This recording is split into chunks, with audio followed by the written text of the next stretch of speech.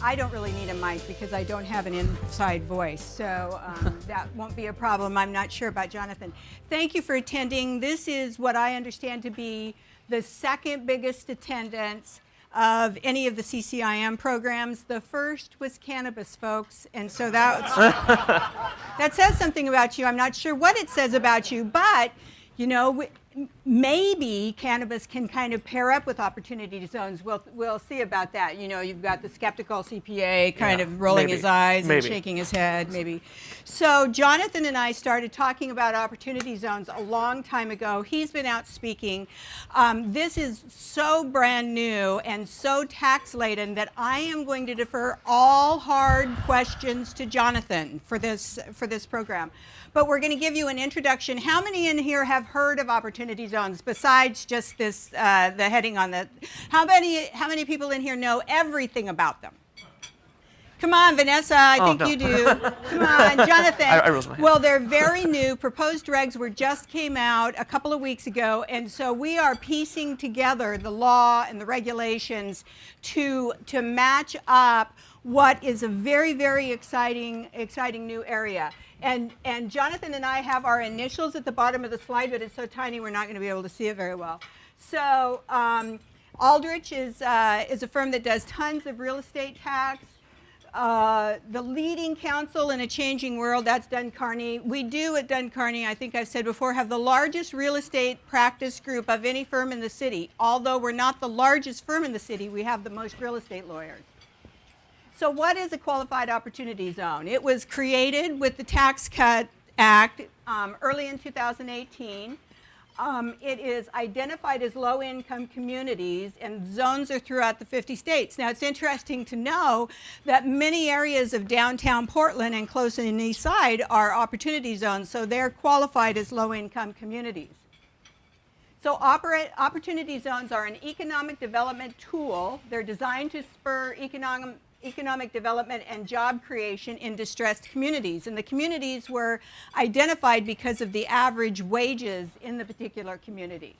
So they spur economic development for the same reason that we're talking about today, because it takes people's capital gains and they focus it into certain areas that were identified by the governor and Business Oregon and others to need some of that, to need additional development and opportunities. There are all sorts of different elements related to them, which we're going to go through in detail. So I've got a couple of slides here. I'm not going to go through them each in detail, but it's in the handouts that you've got. And that is to distinguish 1031 exchanges from opportunity zones. Okay, you're all familiar with 1031 exchanges. Anybody in here not familiar with a 1031 exchange? That's a joke question. Come on, laugh. Anyway, so you all know about 1031 exchanges. You have to move your cash and your debt. You have to have like-kind property. There's all sorts of requirements. Most of those are not applicable with opportunity zones. It only applies to the capital gain portion of the sale. So you don't need to move debt. You don't need to find something that qualifies in dollars for cash and debt. But you do have to invest it within 180 days. So that's like the same thing as the 1031 rule with 180 days, but there's no identification period. You don't have to meet that 45-day identification period. Now, on the other side of the spectrum, a 1031 is an indefinite deferral of paying tax on the gain, where the opportunity zone is a temporary deferral until 2026. It's subject to other requirements that we're going to talk more about. So you can see that it's going to really, in many instances, be a replacement and much more flexible replacement for 1031 exchanges. Okay? All right. It's you. I can still do this if you want. So to invest in a qualified opportunity zone, you're going to have to invest in one of three things. The first is a qualified opportunity zone stock. So this is so let me back up for a second. First you need to make an investment into a fund. And once you invest into that fund then can either invest into stock, into a partnership, LLC, same thing there. This is partnership for tax purposes, or business property. So doing a direct hold, say, of real estate. So we'll primarily go through the real estate examples today. But so to be a qualified stock or qualified opportunity zone partnership interest, you have to acquire the partnership or the stock interest that you acquire is made in cash after 12/31 of 2017. So this is 2018 forward, and then you must and then the cash that is put into this partnership or this corporation must invest a substantial amount of of that cash into qualified opportunity zone property. So that leads us to what is substantial? Well, what it's talking about is your tangible property. So this could be building, it could be equipment, anything of that sort. One thing that I didn't have up here is what is substantially all? Well, in the regs, this is one of the few places where they define that, and they say 70% of your investment of that stock or that partnership that you invest in, that sub-entity has to invest at least 70% into these assets. You must have 50% of your total gross income derived from activities taking place in an opportunity zone. But let's go to the next slide because those were the big ones. But in terms of an opportunity zone business or business property, that property also must be acquired after December 31st of 2017. So what that's talking about, though, is the build of the property, or if you buy existing property, it's substantially improving that building or that asset. So so one thing to keep note of here, land is not included in this. The original use requirement does not include land. You're just looking at building or other tangible property. So let me emphasize that. So when you're talking about substantially improving, and I think we're going to get to that, you don't have to include the value of the land for purposes of evaluating how much money you have to put into it to be considered substantially improving. Yeah. So with the substantial improvement, let's say I've got an example here. The rule is you have to double your investment in that building. So whatever you purchase, you purchase some piece of property, you have an allocation between land and building. Whatever that building portion is, you have to do an additional X amount of dollars to match the fair market value of the building and acquisition and improvements. So the example here, this is straight out of a revenue ruling that came out. So we have land and building that's acquired 1/1/2018 by a fund for $800,000. We'll assume 60% of this is attributable to land. The remaining 40% is attributable to a building. So if we take 40% of $800,000, that's $320,000. That's the amount of additional investment or improvements that you must do to the building to have it qualify. And to do this, you have to spend that amount of money in improvements within the first 2.5 years or 30 months as it's defined in the regulations. Before I get to that, one other thing, I think I had a slide that didn't get in for some reason, but with the 30%, or excuse me, the 30-month rule, there's also a new rule out there that came out for working capital. So, sometimes it takes time to get the deal together or to acquire the property. You got to go through permitting, all that stuff. The IRS was nice when they wrote these regulations and said, hey, you can have, substantial amounts of working capital to be able to, as long as it's in writing in your operating agreement that you wish to expend this on a kind of specified written schedule. So, let's say it takes 6 months to acquire the property just because of, whatever reasons. You have that opportunity there to make the investment and kind of slow play the acquisition over the first 30 months. So there are some businesses that you cannot invest in, and these are what they call sin businesses. That's the nickname. So, private or commercial golf course, country club, massage parlor, hot tub facility, suntan facility, racetrack, or basically Vegas. You can't do this, so sorry. But the one thing that has not been specifically listed as a sin business is a cannabis business. So if you think about the cannabis presentations that we've had and the real estate securities, all the diagrams Connie's talked about all throughout the years, it is not clear that you might not be able to use this for a cannabis business. And that's actually quite attractive because what can't you get in a cannabis business? A loan, right? And so people are investing in these. If there is a cannabis business that's in an opportunity zone, we have to figure out how that all applies. Since it's federal tax benefits and since cannabis is still illegal under federal law, it might not apply, but it's certainly something to keep our eyes open for. It's not explicitly listed as a sin business, so that's why we're going, what do? We don't know. And so, of course, it's going to be the states that have, legalized use that are going to be asking this question on some of the commentary on the proposed regs. So pitfalls to avoid.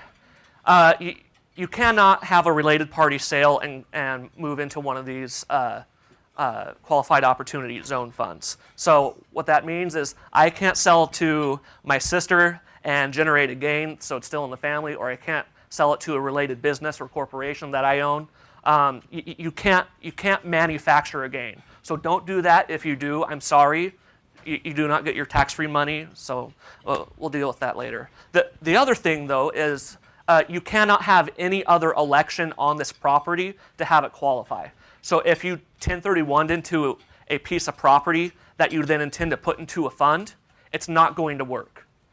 You cannot have another election to that property. But what you potentially could do, now let's say if you have, your investment or your fund goes sideways in the first year and it shuts down, there's a gain deferral there that you originally had, that becomes recognized. But if it's fully liquidated and that partnership or corporation shuts down, you're going to be able to reinvest that into another qualified opportunity fund. So they do give you an opportunity to redefer if something doesn't work.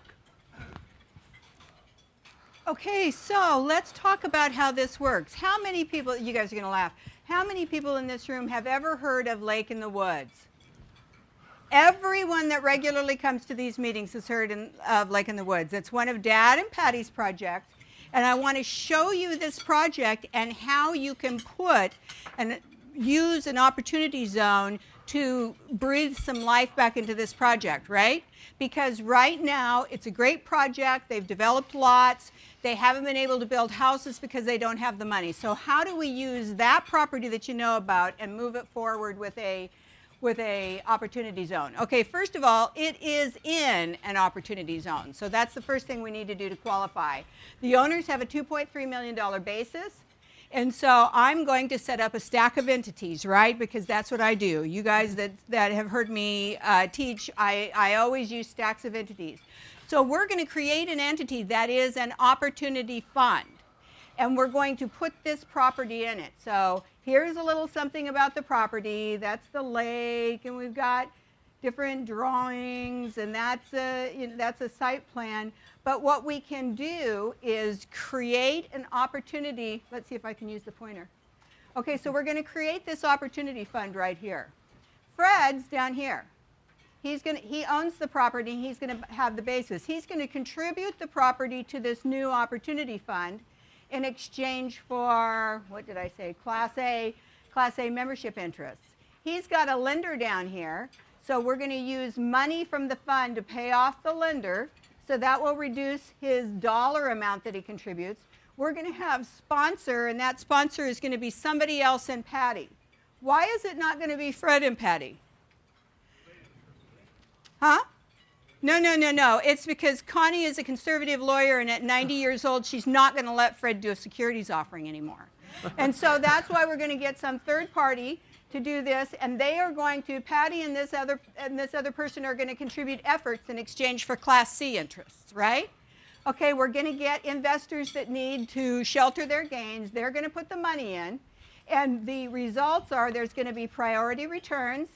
Fred is putting in value, so he's going to get a priority return. He's going to get his capital back plus 5%, and Patty and the other sweat equity person is going to get 20% on the back end after the A and B each get 40%. So this is a way, and what are they going to do? Well, they can't subdivide and sell, right? Because that doesn't meet the holding requirements.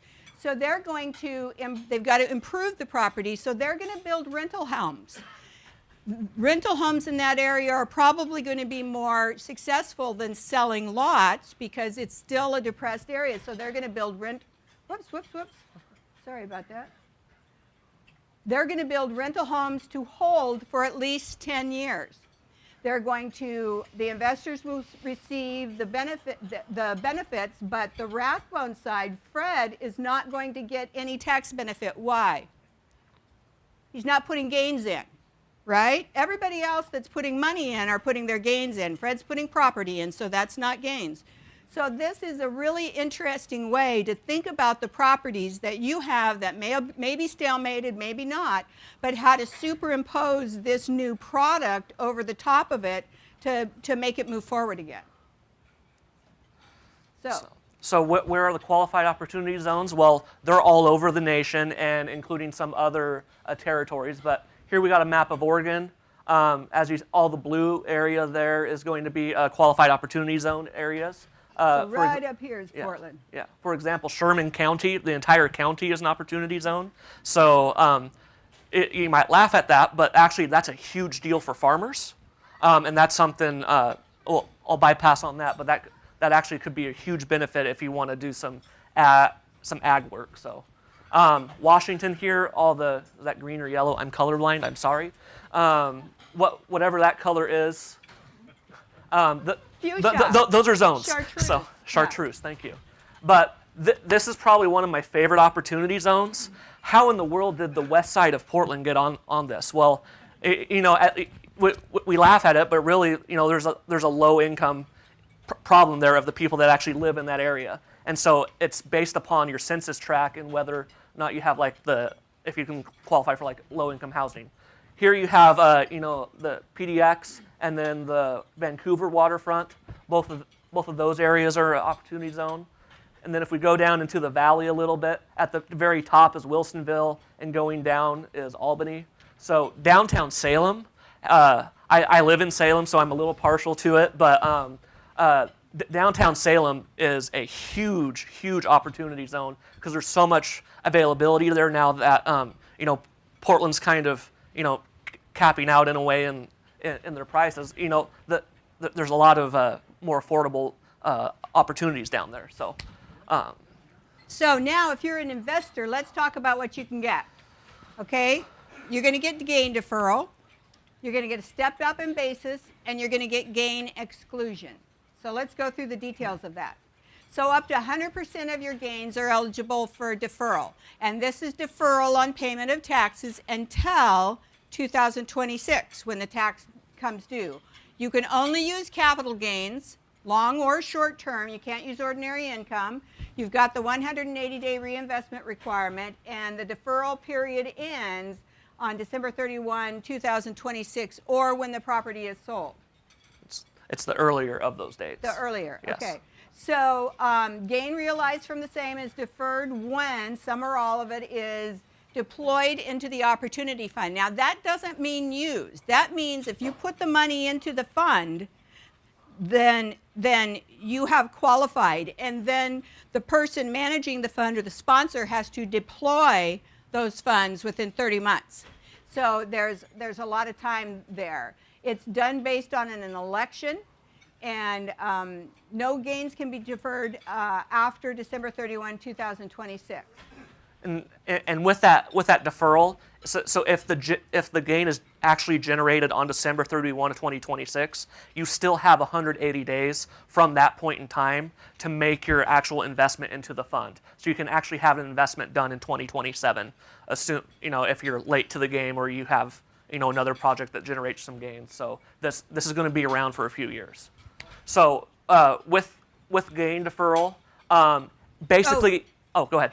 Go ahead, Bob. Let's assume that I was doing a 1031, the thing blew up on me. I'm going to now have a taxable event, and within 180 days, can I now seek out one of these things? Presumably you can, because go ahead. If you can get your money back out of the 1031 before the 181st day, and there's some different opinions about that, but that's going to be the key. But didn't you say that unless you went into that property, the relinquished property in a 1031 originally, you couldn't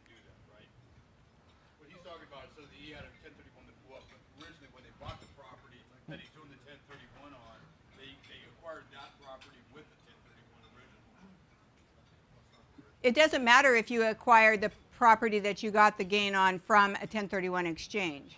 But if they elected to put it in a 1031 exchange and, registered it basically, they can take it out of that and put it into. So if you're currently going under a 1031, and if the exchange fails and you're able to get the cash out before the 180 days, you will be able to put it in because you do not have a valid election for a deferred exchange. Because if we read through case law, it actually says that the 1031 exchange is not completed. Therefore, the election is not. I can't remember the word I want. It's invalid. It's not there. So. And you defer capital gains from the sale of personal property. Yes. Mm-hmm. Yes. Yeah, so any capital asset is going to be eligible for this. So stock, bonds, you could sell a partnership interest, you could sell real property, you could even sell certain items of tangible property if it's used in a trade or business. So if you got heavy equipment or something, that potentially could be eligible for this. However, you cannot include inventory. I don't believe so right now. Yeah. Hi, Jonathan. If the property have a debt in capital gain, so we have to pay 45 for here, and that debt will become a book, or you have to use 1031 to use that part. How that's going to work? So with the debt, your debt's just going to be paid off, presumably upon your sale, if you're doing this, and then you just have to reinvest your gain. So you only have to invest what you recognize for taxable purposes. And then if you do that, you're able to defer that gain until 2026. So then the totally rule of the 1031 exchange, that book is gone away. It's gone. Yeah. There's no issue of boot in a 1030, or I mean in a qualified opportunity zone investment, because at the end of the day, it's going to be a taxable sale. So whatever your taxable gain recognized in a 1031, if you receive boot, a portion of that boot might be taxable because it's the lesser of your gain or the boot received. So it's at the end of the day, this is just a normal sale.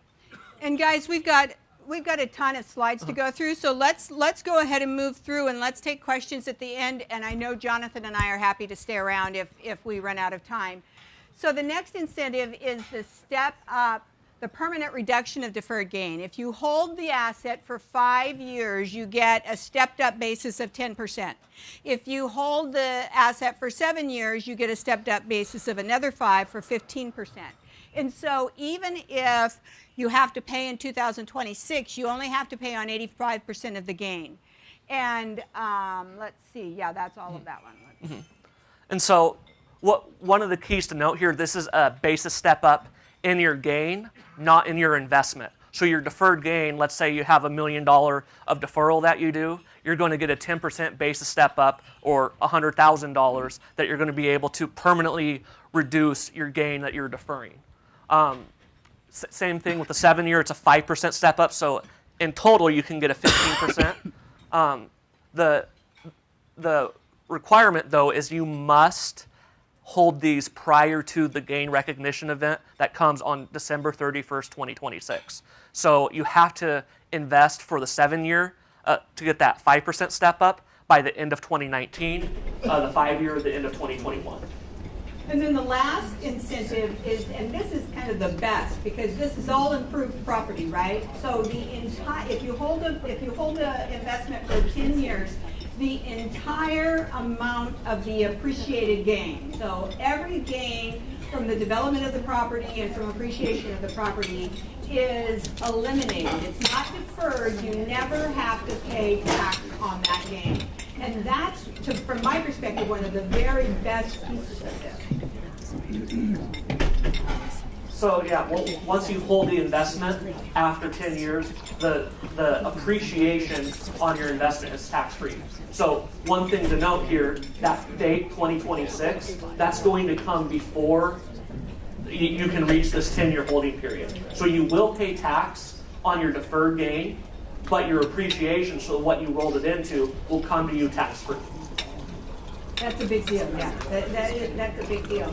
And I want to go back to one thing that Jonathan said as a result of a question. One of the really beautiful things about this is that it is not lifetime. You don't have to exchange investment property for investment property. We talked about equipment, we talked about personal property, all sorts of things. So that makes this so much broader than a 1031 exchange. It's pretty exciting. Well, one other thing on that last slide, to receive the tax-free appreciation, you must liquidate your investment by the end of 2047. So originally we thought it was going to be in perpetuity, but in the proposed regulations that came out last month, they said, no, we're going to cap this at the end of 2047, and at that date and time, if you sell it 2048 or beyond, sorry, you don't get your tax-free exclusion. So there's a defined time period. And one of the questions that I asked Jonathan the other day is, how do you pair this with the stepped up basis, right? Because if you've got real property and you die holding real property, your heirs get a stepped up basis in the property. And that, we believe that still applies. Mm-hmm. And so that can even make it better. It might make it so that the discount in the payment of the gain is not as applicable if you have a stepped up basis, but then you still not only have a stepped up basis, so you wouldn't have to pay on the deferred gain, but you also have the free gain for the if you hold it for 10 years. So here's a timeline of events. So your eligible investment period in a qualified opportunity zone begins 1/1/2018. So that's the first time that you can invest into one of these. 12/31/2019, that's the cutoff to receive your 7-year 5% basis step up in your gain. 12/31/2021, that's the cutoff for the 5-year 10% basis step up. And then at 12/31/2026, that's the line in the sand. That's the last day you can invest, and that's also the date and time that your gain will be recognized. And so that deferred gain there, you'll be paying taxes, April 4th or April 15th of 2027. So then the 10 years, that depends based upon when you make your initial investment. So the earliest that could be is 1/1/2028. And then at the end, you have to exit the program by 12/31/2047. So. Okay, how do I invest? You invest through a fund. And so what's Connie's favorite topic? Real estate securities, right? So now I get to talk about real estate securities because many of the funds are securities. And when you think about the opportunity zone concept, just like when we had the Jobs Act and we had the rule that eliminated advertising, the prohibition on advertising and general solicitation. Remember, I said, okay, that's only about how we market the property. All of the other rules about security still apply. That's exactly the same here. You can have opportunity funds that are not securities, but a lot of them will be securities. And if you are raising money from others, it's going to be a security. So the Qualified Opportunity Fund is the vehicle. And in most instances, I'm dealing with real estate, and so we put them in LLCs, right? And as Jonathan already said, they must hold at least 90% of their assets for Qualified Opportunity Zone property. And these funds can be self-certified, so it's fairly easy to set up a fund and get it certified. So electing to become a fund, the self-certification, this is something that somebody like me, a CPA, is going to do for you. It's an election that's going to be made on your tax return of your fund.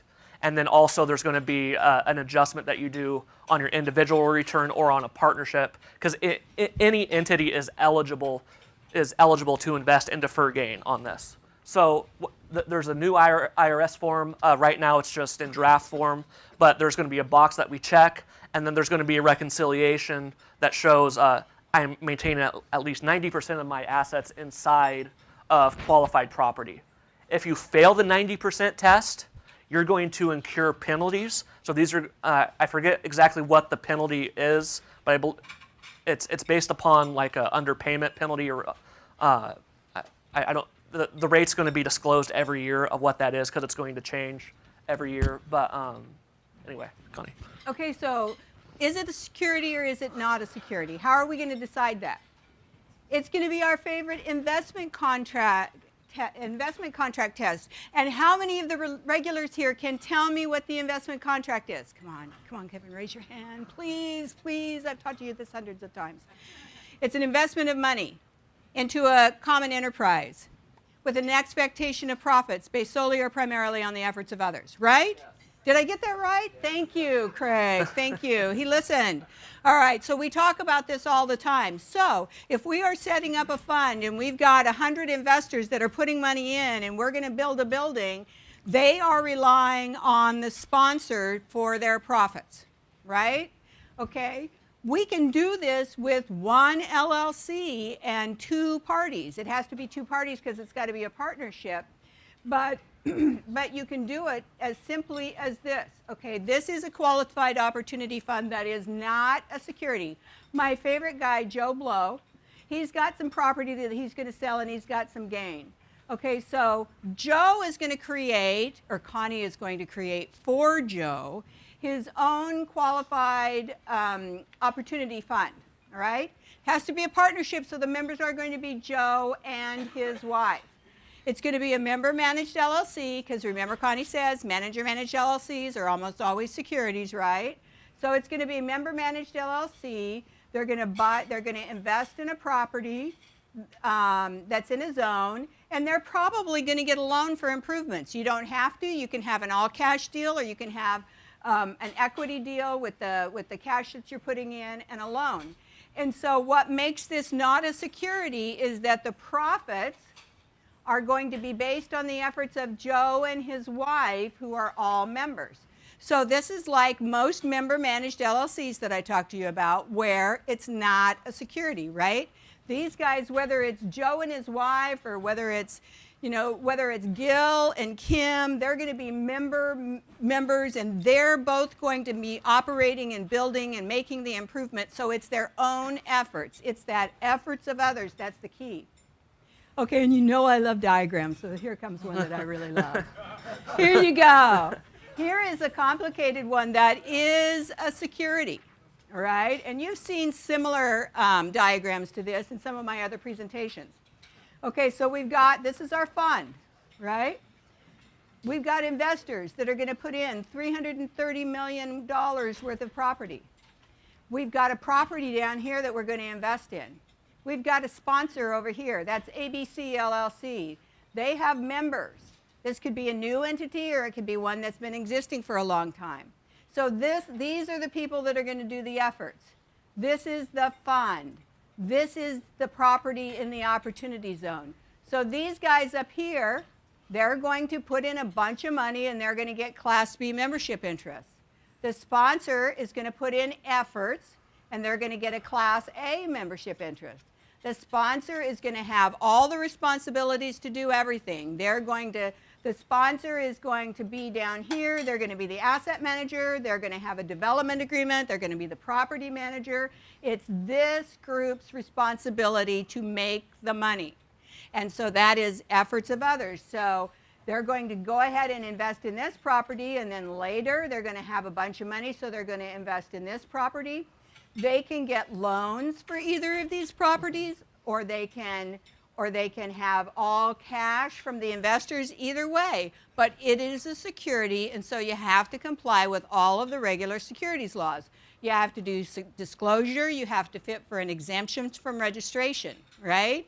And so on a deal like this, we'll have to file a Form D, and we'll have a PPM, and we'll have representations from the investors, etc. So all of the same kinds of security stuff I always talk to you about, but overlaying the qualified opportunity fund structure on top of it. So these people are not only getting the returns, they're going to get their money back, and then they're going to get like 80%, I think is what I put in my example. They're going to get 80% of the upside. So they're not only getting that return, but they're also getting the tax benefit. So that's superimposing the opportunity zone concept on top of what we already do on a regular basis. And one thing I want to add to debt, So you can finance the property you want with debt. So don't think it just has to be 100% equity going in to purchase the property. You're going to be able to do some debt financing. However, the debt, if you put debt in exchange for an interest in a fund, that debt is not going to qualify for purposes of the opportunity zone investments. So it's just going to be treated as a regular, like a regular interest in a partnership or a corporation. But the other issue that I talked to you about is that, let's say we had $1 million in debt and we have $2 million in gain.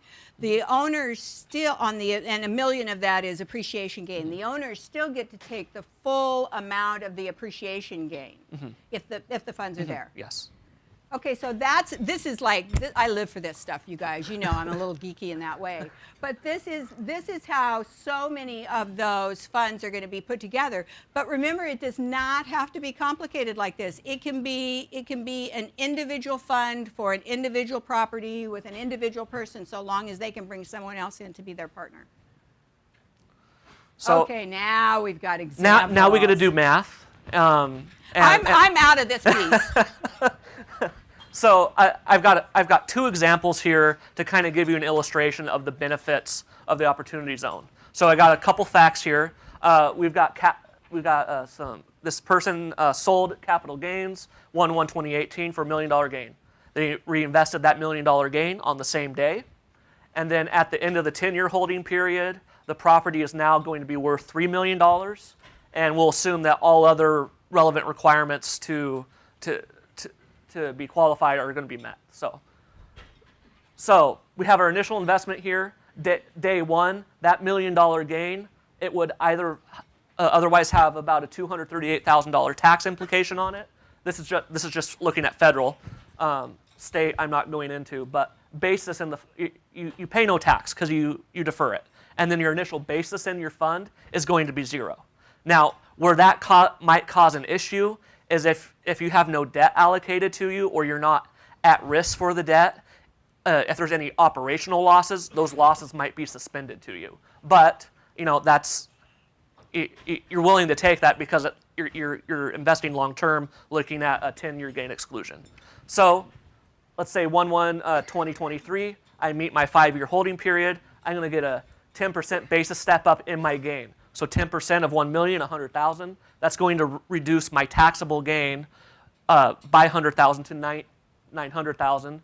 Reduces the tax by about 214,000, and now I have basis inside of the fund for $100,000.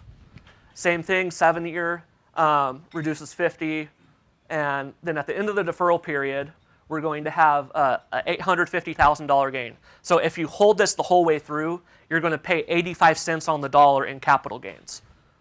And then at the end of 12/31/2026, your tax is going to be recognized. Instead of paying $238,000, you're paying only $202,000. Then moving forward, so that gets us to the end of the deferral period. Moving forward, we now have a fair market value of $3 million in 1/1/2028. We go ahead and we want to sell it. So what happens is at the date of the sale, you get another basis step up to the fair market value. So my fair market value is 300, so I get a $2 million basis step up. Fair market value less your basis equals your gain. Your gain is 0. Yeah, go Ducks. And tax on sale, 0. So that's awesome. That is the best thing to come out of the tax reform, in my opinion. Question? With this scenario here, what happens to the heirs in the estate? Do they have to hold it in for the 10? Say it's a grandpa, he buys a piece of property for $1 million, dies 2 years later. Presumably. Stepped up basis on the time of death, or do they get it at the end of the term? Well, there would be a stepped-up basis at the time of death because of the way the estate rules work. But then presumably that 5 and 7 year would be it wouldn't matter because then there's no more gain to step up because when you die you get that full basis step up. There's no reason to get an additional 10 or 5% because there's no more gain that's being deferred. But what about the back end gain exclusion? That still applies, right? Yeah. If it's an heir. Yeah. Yeah, your holding period from your heirs are going to tack, if I remember correctly, to the people that receive the property as a death benefit. So, yeah. So if you're purchasing a property, you're knowing that you're purchasing a property in an off-peak zone, do you need to create, as Mr. LLC, put that in so you can include that? Yes. So to be able to qualify for this, you have to make an investment in a fund. So those capital gains that you want to defer, they have to go into a special fund that you elect to be a fund, and then that fund either invests in stock, a partnership interest, or directly in the property or the business. But don't be confused by the word fund, because remember, it can be two people, so that's not a security, or it can be what we think of as a fund with a whole bunch of people. Yeah, quick question. So come January, we have an interesting lady in charge of the financing committee, who I'm guessing wouldn't have supported this plan. Could she change it along with the rest of Congress? So at this point, I do not believe that this will, assuming the whole tax reform gets repealed because, let's say Democrats take over everything in 2020, then at that point in time, yeah, they might roll stuff back, but this program was actually in the works during the Obama administration and had received bipartisan support. So inherently, this probably would be excluded from a repeal. It would be selective. So the way we understand it right now is this is going to have this is bipartisan support they want it around, and it would be very unpopular to take it away after people go into the program. Yeah, one question back there.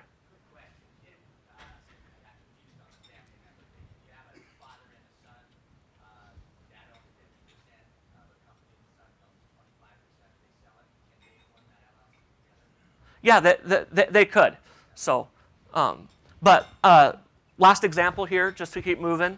So one thing that happens is maybe you need a little extra cash and you can't secure financing for whatever reason, or you need to get your LTV to match. So what you end up doing, let's say you have an asset that generates $1 million gain, but you're investing $1.5 million. So you have $500,000 of basis from your gain. So what happens is you have to bifurcate your investment between one that is eligible for the tax deferral and one that is not. So same facts though, except we have $1.5 million going in and a $3 million sale in 10 years. So next slide. Same thing happens here on the up to the gain deferral, with the exception is you have an initial basis in your investment of $500,000. If we go to the next slide, so what happens though is because you're bifurcating it, presumably the fair market value that you get to step up is dependent upon the allocation of your investment. So I have a $1.5 million total investment. 1 million of that is eligible. So 1 million divided by 1.5, that's 2/3. So 2/3 would be eligible for this basis step up for the gain exclusion. So at the end of the day, I'm only going to pay tax on my non-eligible, that $500,000 basis. So my appreciation there, 33% of that 1/3 is going to be $1 million. So $1 million less my initial basis of $500,000. I would have a taxable gain of $500,000, and the tax on the sale would be about $119,000. So that one's a little bit harder to see, but yeah. Question. Is there any indexing anticipated for cost of money or present value of money? Not at this point. 119,000 might be 400,000 10 years from now? Yeah, I mean, if it is, I mean, presumably whatever you invest, it's going to come to you tax-free. So the basis step up that's happening, that's going to happen to the fair market value at the time of sale, irregardless of indexing. Yeah. Jonathan, you have an example here of substantially improved, Mm-hmm. and you used a couple percentages here as the example. What would you say is a comfortable percentage for substantially improved? If you bought an asset that is, say, a value-add opportunity, what's a rough percentage that really would make you a safe harbor?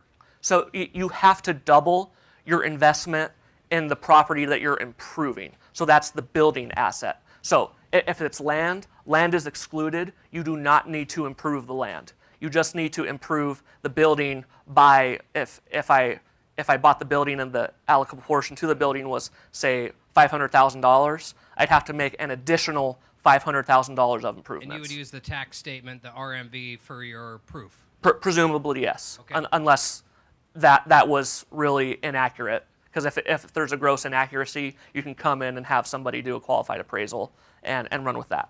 Thank you. So for the slides, it's just wonderful information about Jonathan and me. And at the end, we're not going to go through this, but we included some IRS questions and answers that might be helpful to you. So now we're done with our presentation. Welcome to have questions. It looks like we've got maybe 5 minutes. There's one back over there.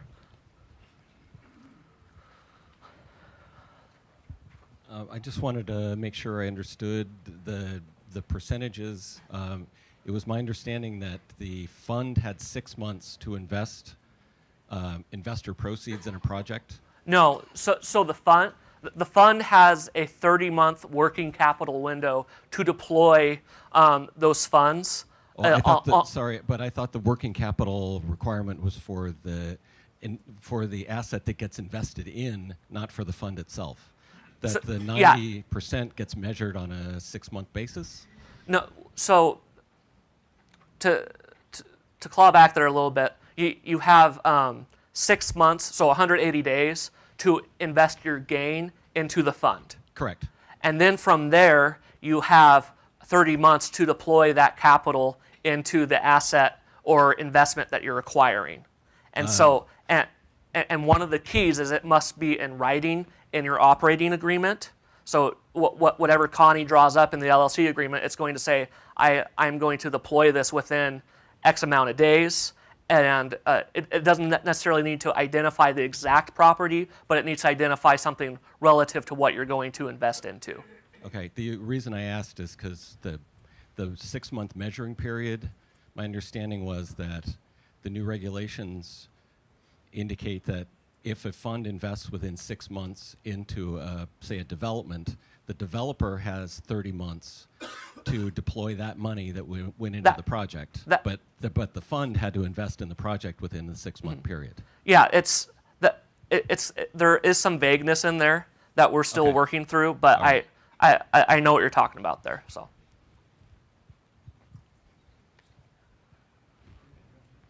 Yeah, you. I heard you say that if I'm selling a business for a client and they want to invest in this, they can do that with a business, proceeds of a business? Yes. Say I have a substantial stock fund and I'm nervous about what's going on in the market. I could do the same thing there, roll it over, protect any capital gains, and Right. For the gain portion. Yes. the gain portion. On that Third business part. question, Connie, back in the day, when we had ticks, back in the day, is there, like, if I had a group of, say, 8 people that were all married, 4 couples, and they wanted to do something like this, does the number of people involved automatically kick it into the category that has to be qualified, or do they still consider it,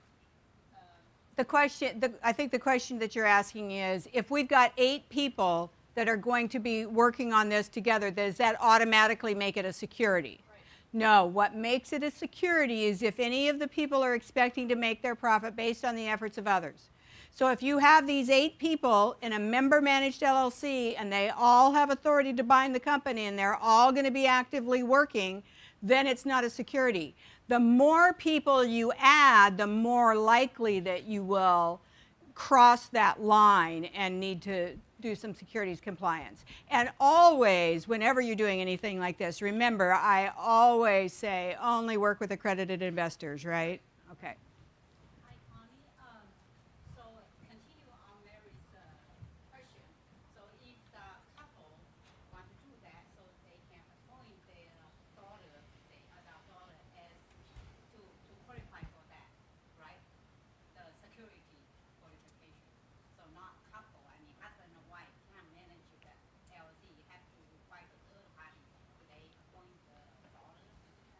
Well, you have to for a fund, it has to be a partnership, so there has to be two people. And so I'm not understanding your question about qualifying. Qualifying to manage the LLC, manage the fund. Yeah, you can have a different manager manage the LLC, but if it's a manager managed LLC, then it is in all likelihood a security. Okay, just like your example. Right. And the second question to that, when need a form that LLC is it before delivered property or at the time the delivered property being in escrow, then to do that LLC? When we form the LLC depends on the facts and circumstances of the situation. You could form the LLC on the 170th day, and make it a qualified fund and invest into it.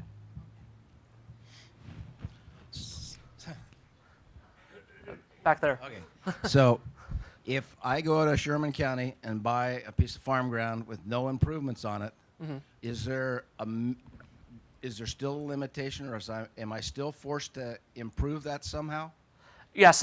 So you'd have to either, put something new out there. So essentially, you could construct a farm building and go buy a bunch of cows, because livestock could be technically capital assets or tangible property, so they might qualify. The other thing you could do, there's a huge swath of land just north of Albany, perfect for hazelnuts. That's the cash crop of the day right now. You could go plant a whole new hazelnut grove and have that qualify.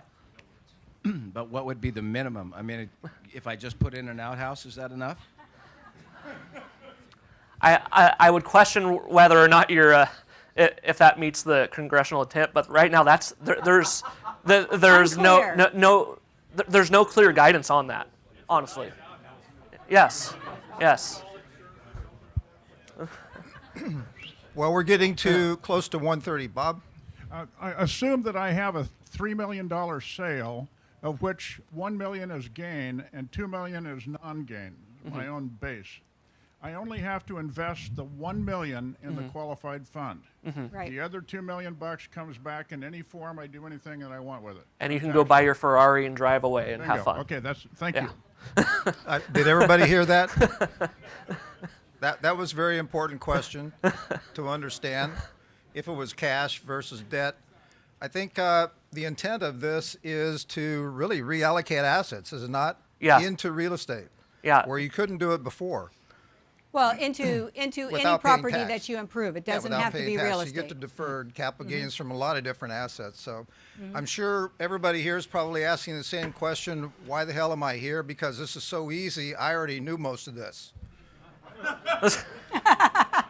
Okay. I was teasing. Obviously, we have some experts here. We have some other people in the room that are very familiar with what's coming, CPAs, et cetera. It is going to be a tremendous opportunity for moving capital into the right asset in the right location. So all of us CRE practitioners, we need to study this, study our areas of expertise, study our geography, and know where we can deploy this capital. So please. And we'll have Diana can post our slides on the website, and I'm happy, and I'm sure Jonathan is. I know Jonathan is, because he's brainstormed with me for a lot of things. I'm always happy to brainstorm if you guys have something in mind you want to talk about. Great. Thank you, Jonathan. Jonathan, we have 2 bottles of wine for you. You Okay. can give one to whomever you wish. Thank you. Thank you. Thank you Thank very you. much. Another round of applause.